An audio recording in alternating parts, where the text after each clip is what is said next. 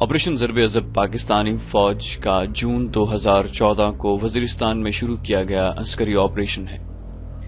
اس عسکری کارروائی کو ضرب عضب کا نام دیا گیا۔ عضب کا مطلب ہے کاٹنا۔ عضب حضرت محمد صلی اللہ علیہ وسلم کی تلوار کا نام تھا۔ ضرب عضب کاٹ ڈالنے والی ضرب ہے۔ یہ تلوار رسول اکرم نے غزوہ بدر اور غزوہ احد میں استعمال کی۔ اسی سلسلے میں پاکستانی فوج نے اس کا مقابلہ کیسے کیا، اس کے بارے میں ہم آپ کو ایک دلچسپ واقعہ سناتے ہیں۔ ایک گمنام سپاہی جو آپریشن ضرب عضب کے دوران سنگلاخ پہاڑوں میں چھپے دشمنوں کی صفوں میں گھس گیا۔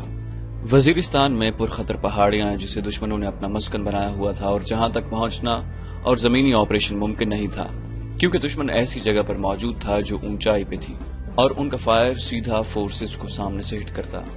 لیکن سب سے بڑا مسئلہ یہ تھا کہ ان کی بالکل صحیح لوکیشن جہاں ان کا اسلحہ بارود موجود تھا اور ان کی اصل طاقت کا منبع تھا۔ اس کے بارے میں جاننا بھی بہت اہم تھا کہ آخر یہ موجود کہاں ہے، کیونکہ ان کا ٹھکانہ ایک نہیں تھا اور غاریں بھی کافی طویل تھی۔ کوئی بھی چوک ایک تو دشمن کو خبردار کر سکتی تھی، دوسرا اس کا جواب بہت ہی نقصان دہ ہو سکتا تھا۔ اس بات کو مد نظر رکھتے ہوئے دو اہم ترین افراد کے درمیان ملاقات ہوئی کہ ہمیں سامنے سے مزاحمت کا سامنا ہے، لیکن سارا مسئلہ یہ ہے کہ سامنے موجود دشمن سے تو نمٹ لیا جائے، لیکن ان کی طاقت کا مرکز تلاش کرنا ہی سب سے اہم ٹارگٹ ہے۔ یہ خفیہ مشن ایک آفیسر کو سونپا جاتا ہے جسے دشمن کی صفوں میں گھس کر وہ تمام ٹھکانے جو پاک وطن کے دشمنوں کی طاقت بنے ہوئے تھے، ان سب کی معلومات لانی تھی۔ یہ مشن تھوڑی سی غفلت پہ ایک اذیت ناک موت اور ناقابل تلافی نقصان کا پیش خیمہ تھی۔ ان آفیسر کے بارے میں کہا جاتا ہے کہ اللہ نے کمال ذہانت اور بہادری سے نوازا تھا۔ خیر بریفنگ برخاست کرتے ہوئے وہ آفیسر وہاں سے نکل گئے، کس روپ میں کس کے ساتھ کسی کو علم نہیں، سوائے اس ایک شخص کے جس کے ساتھ ان کی میٹنگ ہوئی۔ کچھ وقت کے لیے ان پہاڑیوں پہ آپریشن روک دیا گیا۔ دشمن سمجھا شاید پاک فوج اس جگہ تک پہنچنے میں ناکام ہو چکی ہے، اور اس بات کا بھی انہیں غرور اور یقین تھا کہ ان کا ٹھکانہ ایسے مقام پر ہے جہاں بنا نشاندہی کیے حملہ کرنا صرف انہیں خبردار کرنے کے مترادف ہوگا۔ ایک ماہ بعد طالبان میں ایک ساتھی شامل ہوا جس نے اپنی کمال ذہانت سے اپنی جگہ بنانی شروع کر دی۔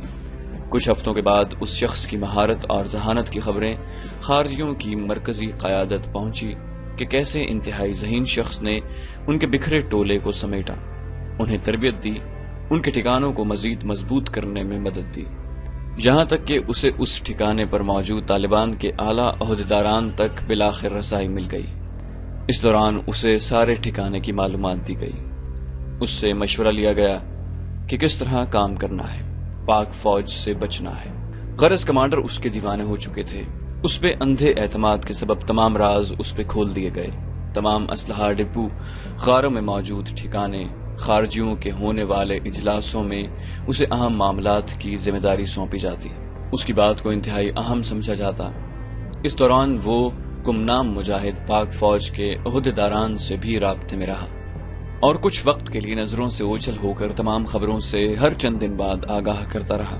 اس دوران وہ گمنام مجاہد پاک فوج کو کسی بھی حملے سے روکتا رہا، شاید کچھ بڑا کرنے کی سوچ رہا تھا۔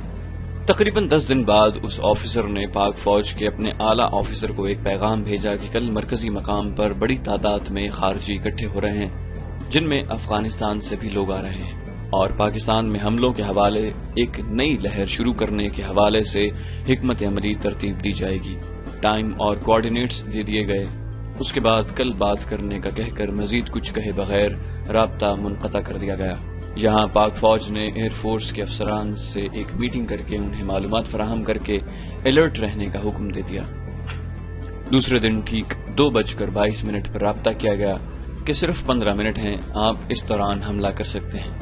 میں اندر جا رہا ہوں، صرف 2 منٹ کے لیے معذرت کر کے کمرے تک آیا۔ اسے روکا گیا لیکن وہ انکار کر گئے کہ میری غیر موجودگی کو شک کی نگاہ سے دیکھا جائے گا۔